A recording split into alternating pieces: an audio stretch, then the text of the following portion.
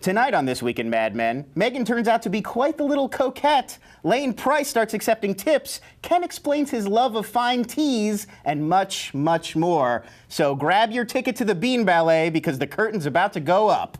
It's an all-new This Week in Mad Men.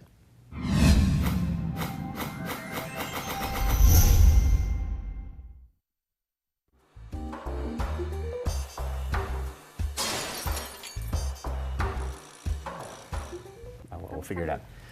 We're back. Hey, welcome to a new season. We just realized we couldn't see the chat room, so if you guys can pull up the chat room here, great. If not, we'll catch you guys next week. We know you're there. Welcome back. It's very exciting to be back on the show. It's been a long 5.5 years, it feels like, since we've last been here. I am your host. My name is Lon Harris. Joining me are panelists both from last season, the lovely Ms. Jamie Foxx and Ms. Janie Haddad-Tompkins. Hi, thank you for having me. Thank you for being here. It's a delight. So for those of you not tuned in last season, just to catch you up a little bit, all things Mad Men, we kind of go over, try to do a little bit of, I guess, deep reading, you'd call it? Analysis. Analysis of each episode, talk about, highlights, things we liked, and we do have a chat room going, so if you have questions or things you'd like to bring up, normally it's up there. They're pulling it up right now. So we'll just jump in, I guess. Because the fans are important.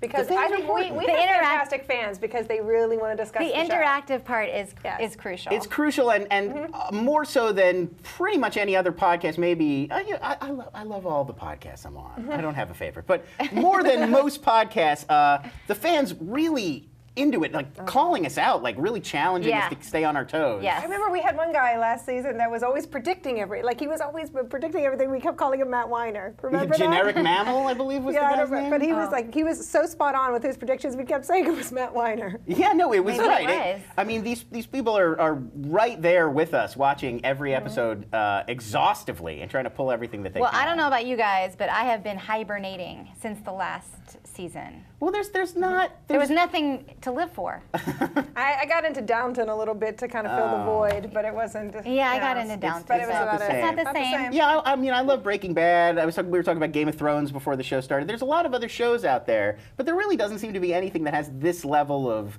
subtext, like this amount of meat to chew on. I feel like Mad Men is the great American novel. That just happens to be playing out over it just several happens seasons. to be playing out over Is Ken Cosgrove writing it? No. Our collective consciousness as a country is writing it. Oh, I'm sure Matt Weiner would take issue with that. Well, I'm writing it. No, he's writing it. He's writing it. And nobody's helping me either. They don't get Emmys. So let's just jump in. We last left the characters. more to I just Matt can't Weiner. even. No, I'm just dealing. It's the 2-hour. It's the 2-hour season premiere. We wanted to do, just to fill in the audience, we wanted to do an episode last week, but I was out of the country. We didn't have time to pull it together. We wanted to do like a catch up and then jump in because we knew this was going to be 2 full episodes, but didn't happen. We're just going to have to charge through and get through as much as we can tonight, I suppose. Yes.